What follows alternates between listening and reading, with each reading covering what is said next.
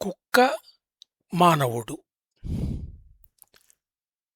మనిషి 6 అడుగుల ఎత్తున్న మరో మనిషిని నమ్మడు. అంగుళం తాళాన్ని నమ్ముతాడు. అంతకన్నా ఎక్కువగా తన కుక్కను నమ్ముతాడు. మనిషి జాతికి మరో జంతువు గురించి పట్టనప్పటి నుంచి కుక్క తోడుగా ఉంది. 15,000 సంవత్సరాల క్రితం, అంటే వ్యవసాయం కూడా అంతగా రాని నాటి నుంచే కుక్కలు సాయంగా వచ్చాయి. అయినా మానవ నాగరికతలో కుక్క పాత్ర గురించి తెలిసింది తక్కువ.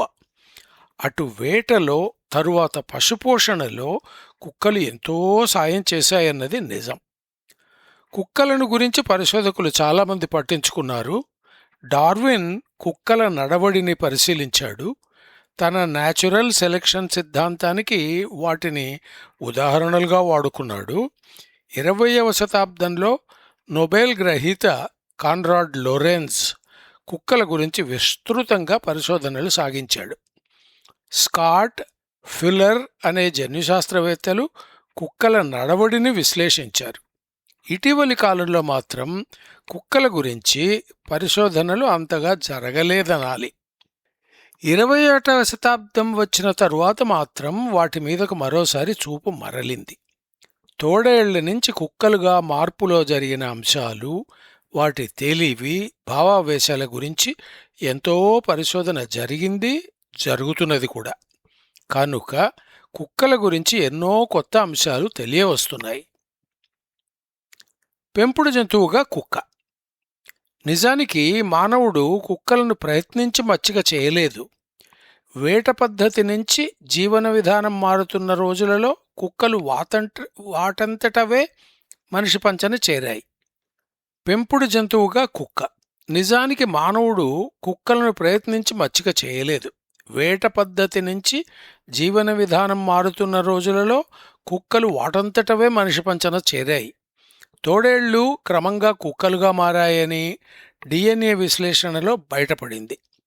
ఇప్పటి తోడేళ్లను గమనిస్తే రాతియుగం మానవుడు వాటిని చేరదీసి మచ్చిక చేసిన వీలు కనిపించదు.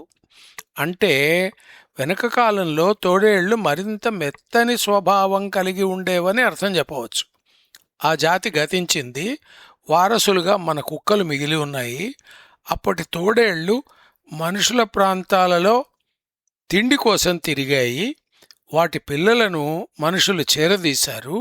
అప్పటి మానవులకు జంతువుల కూనలను తెచ్చి పెంచుకోవడం అలవాటు. అట్లా మనుషుల మధ్యన పెరిగిన జంతువులను మచ్చిక చేసి పనులు నేర్పడం సులభం. ఆ దారిలో మనిషికి కుక్కల సాయం మొదలైంది. కాపల, వేట లాంటి లక్షణాలు కూడా నేర్చిన తరువాత వాటి సాయం పెరిగింది. అంటే కుక్కలను మచ్చిక చేయడం అనుకోకుండా జరిగిన పని. కానీ దానివల్ల అటు తోడేళ్లకు ఇటు మనుషులకు మంచి జరిగింది, సావాసం సాగింది. మచ్చిక క్రమం. ఉత్తర ఇజ్రాయెల్లో ఒక సమాధిలో ఒక వ్యక్తి కుక్క మీద చెయ్యి వేసి ఉండడం కనిపించింది. ఆ కుక్క పిల్లకు అప్పటి తోడేలు పిల్లలకు ఎంతో తేడా ఉంది. ముఖ్యంగా దాని దంతాలు పూర్తిగా వేరుగా ఉన్నాయి. అంటే ఆ కాలానికి తోడేళ్లు కొన్ని కుక్కలుగా మారినట్లు లెక్క. కుక్క పిల్లను మనిషితో పాటు ఖననం చేశారంటే పరస్పర సంబంధం, ప్రేమ అర్థమవుతాయి. 12,000 సంవత్సరాల నాటి ఈ సమాధి కుక్కల చరిత్రలో ఒక గొప్ప సూచనగా నిలిచింది. కానీ అంతకుముందు ఎక్కడ, ఏ రకంగా కుక్కలు మచ్చికయింది చెప్పగల ఆధారాలు నేటి వరకు అందలేదు. గడిచిన సంవత్సరం సైబీరియాలో జరిపిన తవ్వకాలలో ఒకచోట కుక్క పుర్రె దొరికింది. అది 33,000 సంవత్సరాల నాటిదని లెక్క తేలింది. పుర్రె నిర్మాణం కుక్కల పుర్రెలాగున్నా పళ్ళు మాత్రం తోడేలు పద్ధతిలో ఉన్నాయి. గతంలో బెల్జియంలో దొరికిన ఒక పుర్రె కూడా 31,000 ఏండ్ల నాటిదని ఈ మధ్య నిర్ణయించారు. ఇవి బహుశా ఈనాటి కుక్కల పూర్వీకుల జాతికి చెందినవని అభిప్రాయం. అనుమానం కూడా వచ్చింది. కానీ ఈనాటి కుక్కలు ఈ క్రమంలోనివి కావని ఆధారాలు కూడా అందాయి. 24,000 నుంచి 13,000 సంవత్సరాల మధ్యన భూమి మీద మంచుయుగం వచ్చింది. అప్పుడు మానవులు దక్షిణ ప్రాంతాలకు తరలి వచ్చారు. మునపటి కుక్కలు వారితో రాలేదు. మచ్చిక కార్యక్రమం మరోసారి మొదలైంది. పురాతత్వ పరిశోధనలో అందిన ఆధారాల ప్రకారం కుక్కల మచ్చిక మునుముందు పడమటి ఆసియా ప్రాంతంలో మొదలైంది. ఆ ప్రాంతాలను ఇప్పుడు మిడిల్ ఈస్ట్, మధ్యప్రాచ్యం అంటున్నారు. 2005లో కుక్కల DNA నిర్మాణ క్రమాన్ని, జీనోమ్ను పూర్తిగా గుర్తించారు. అంతకుముందు దొరికిన కుక్కలు వాటి పూర్వీకులనుకున్న తోడేళ్ల జన్యు పదార్థాలను కూడా తరచూస్తే పరిణామం మచ్చికల గురించి మరెంతో తెలుస్తుంది. ఇలాంటి పరీక్షలు జరిగాయి. కుక్కలన్నింటిలోనూ మిడిల్ ఈస్ట్ పద్ధతి జన్యు నిర్మాణమే కనిపించింది.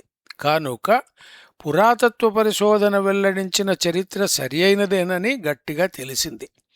స్వీడన్ పరిశోధకులు పీటర్ సెవరైనన్ మాత్రం కుక్కల పుట్టుక స్థానం ఆగ్నేయ ఆసియా అంటున్నాడు. జీవజాతులు వేర్వేరు చోట్లకు చేరిన కొద్దీ వాటి జన్యువులలో వైవిధ్యం తగ్గి మొదటి రూపం వస్తుంది. యాంగ్జీ నది ప్రాంతపు కుక్కలలో మాత్రం ఆ లక్షణం కనిపించలేదు. యూరోపియన్ కుక్కలలో కూడా మధ్యప్రాచ్యం DNA లక్షణాలు అంతగా కనిపించలేదట. కనుక పరిణామ చరిత్రలో ఇంకా ప్రశ్నలు మిగిలాయి. ఇక కుక్కల శక్తియుక్తుల గురించి. మనుషులకు సాయం చేయడంలో మరొక జంతువేది కుక్కలకు సాటిరాదు. చింపాంజీలకు కూడా మనుషుల శరీరం కదలిక సూచనలు అంత బాగా అర్థం కావు. వేలు చూపినా అర్థం చేసుకోవడం ఒక్క కుక్కలకే చేతనైంది. కుక్కలకు నేర్చుకునే శక్తి, కోరికలు చాలా ఎక్కువ. మనుషుల నడవడిని అవి మరీ మరీ పరిశీలించి అర్థాలు తెలుసుకుంటాయి. కుక్కలకు మనుషుల ముఖ కవళికలు ఎంతో నచ్చుతాయి. కోపం, మెచ్చుకోలు సులభంగా అర్థమవుతాయి. అసలు ఆ ముఖం ఎటువైపు ఎందుకు చూచేది వాటికి అర్థమవుతుంది. కళ్ళు లేని వారికి కుక్కలు తోడుగా ఉంటాయన్నది తెలుసు. ఆ రకం కుక్కలను గురించి ఫ్లారెన్స్ గనెట్ వంటి జంతుశాస్త్రజ్ఞులు లోతుగా పరిశీలించారు. కళ్ళు లేని వారి చూపును కూడా కుక్కలు చురుకుగా అర్థం చేసుకోగలుగుతాయని ఆమె అంటున్నారు.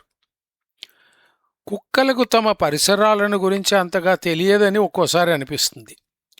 బ్రిటా ఓస్ట్ హౌజ్ అనే పరిశోధకురాలు ఈ అంశం గురించి పరిశోధిస్తున్నారు.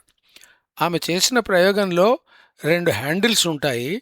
వాటిలో ఒక దాని నుంచి కట్టిన దారం అటు చివరన మాంసం ముక్క ఉంటుంది. అయినా కుక్కలు ఆ దారం సంగతి పట్టించుకోకుండా తిండికి దగ్గరగా ఉన్న హ్యాండిల్ను లాగాయి. కుక్కలకు కాలంలో వెనక ముందుల గురించి కూడా అంతగా తెలియదని అర్థమైంది. గతం అనుభవాలను అవి గుర్తుంచుకోవు. రానున్న కాలం కొరకు జాగ్రత్తలు వాటికి తోచవు. అందుకే ఒంటరిగా వదిలిన కుక్కలు మరీ సమస్యలకు గురవుతాయి, సమస్యలకు కారణమూ అవుతాయి. వదిలి వెళ్ళిన యజమాని ఏదో ఒకనాటికి తిరిగి వచ్చే సంగతి వాటికి తోచదు. కుక్కల ముక్కు, వాసన శక్తి ఎంతో ప్రత్యేకమైన సంగతి తెలిసిందే. మనుషుల వాసన శక్తి కుక్కలతో పోలిస్తే చాలా తక్కువ. మనుషులకు సూచన కూడా తెలియని వాసనలు కుక్కలు పసిగడతాయి. మనిషి రక్తంలో డయాబెటీస్ కారణంగా చక్కెరలు ప్రమాద స్థాయికి చేరుకుంటే కుక్కలు గుర్తించి హెచ్చరిక చేయగలుగుతున్నాయి. అవసరమైతే అర్ధరాత్రి కూడా ఆ మనిషిని నిద్రలేపి హెచ్చరించే రకంగా కుక్కలకు శిక్షణ ఇవ్వగలిగారు. కుక్కలలో వాసనకు సంబంధించిన ఓమెరోనేసల్ ఆర్గన్ అనే 2వ అదనపు వ్యవస్థ ఉంటుంది. పైవరుస కూరపళ్ల మీద నుంచి ఒక డక్ట్, గొట్టం ఉండి ముక్కులలోకి తెరుచుకుంటుంది. ఆ దారి వెంట కూడా వాసనలు తెలుస్తుంటాయి. ఈ వ్యవస్థ గురించి మరింత పరిశోధన జరగవలసి ఉంది. మిగతా కుక్కల వాసనను గుర్తించడం దీని పని అని పరిశోధకులు భావిస్తున్నారు. ఇక కొన్ని అనుకోని నిజాలు. కుక్కల మధ్య బంధం. మచ్చికైన తరువాత కుక్కల కుటుంబం పద్ధతి పూర్తిగా మారిపోయింది. తోడేళ్లకు ప్రపంచమంటే కుటుంబం ఒకటే. తల్లి, తండ్రి, వాటి పిల్లలు కలిసి గుంపుగా తిరగడం వాటికి బాగా అలవాటు. పెరిగిన పిల్లలు కూడా తల్లిదండ్రులతోనే ఉండిపోతాయి. తమ తరువాత పుట్టిన పిల్లలను పెంచడంలో అవి సహాయపడతాయి. తోడేళ్ల నుంచి వచ్చిన కుక్కలకు మాత్రం ఈ కుటుంబం పద్ధతి ఏమాత్రం చేతగాదు. కుక్కల మధ్యన ప్రేమ, కలిసి ఉండడం లాంటివి కనిపించవు. అడవులలో పెరిగే కుక్కలు కూడా కుటుంబాలుగా ఉండవు. ఆడతోడును ఎంచుకోవడంలో వాటికొక పద్ధతి లేదు. ఇక పెంపుడు కుక్కలకు యజమాని ఆ కుటుంబం మాత్రమే స్వంత కుటుంబంగా కనబడుతుంది. మిగతా కుక్కల సంగతి పట్టనే పట్టదు. నిజానికి కుక్క మనిషికి తేడా కుక్కలకు తెలియదంటారు. మనిషితో కలిసి మనిషినే జట్టు నాయకులుగా గుర్తించి బతుకుతాయవి.